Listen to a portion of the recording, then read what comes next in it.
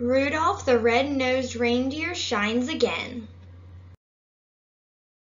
Adapted from the story by Robert L. May and illustrated by Darrell Baker.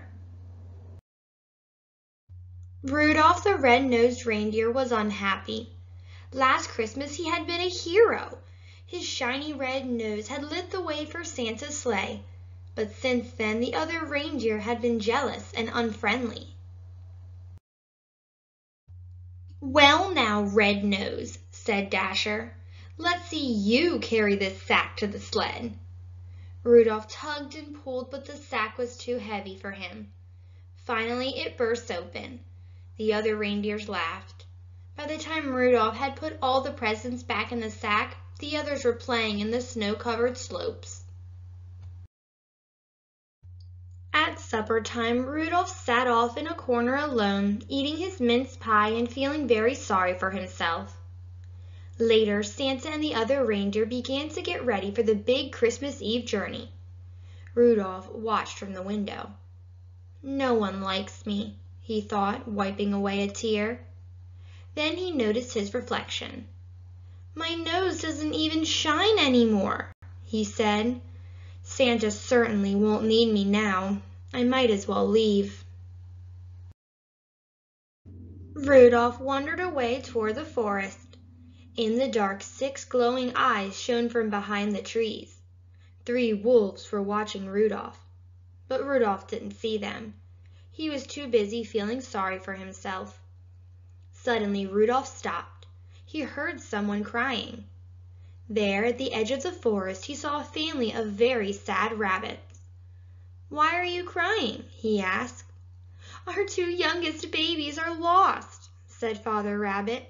"The wolves are sure to get them," wailed Mother Rabbit. The rabbits looked so small and helpless that Rudolph felt big and brave and strong. "Don't cry," he said. "I'll find your babies." Rudolph charged into the forest. Crash! He banged into a tree trunk.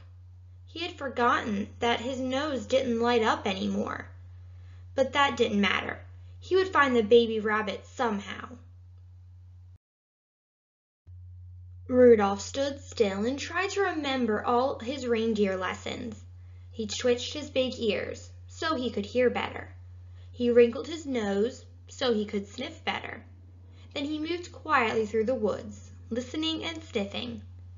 Suddenly he heard a strange noise, and he sniffed a strange smell. There, hiding beneath a bush, were the 2 baby rabbits, shivering with cold and fright.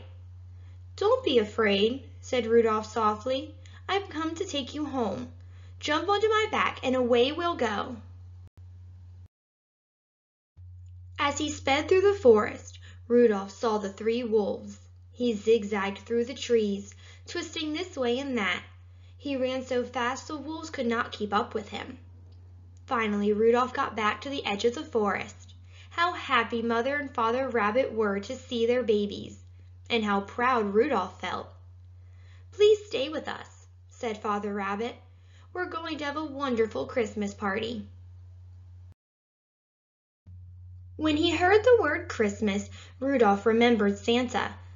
"Thank you," he said to the rabbits, "but I have to go home. Santa may need me tonight. I know now that I can help even without a shiny nose. Goodbye and Merry Christmas to all."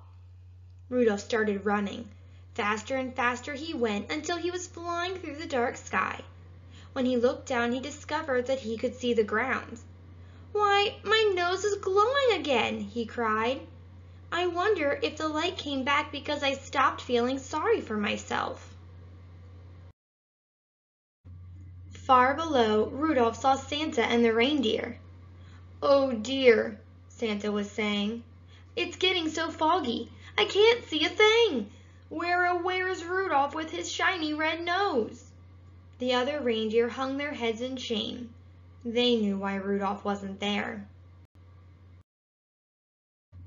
Just then a rosy glow lit up the snow. With a zoom and a whoosh, Rudolph landed. "Sorry I'm late," he said. "Some rabbits needed help. They had lost their babies." "Did you find them?" asked Santa. "Yes, I did," said Rudolph, and his nose glowed even redder with pride. "Hooray for Rudolph!" shouted the reindeer. And off in their cozy den the rabbits whispered, "Thank goodness for Rudolph and his brave, kind heart.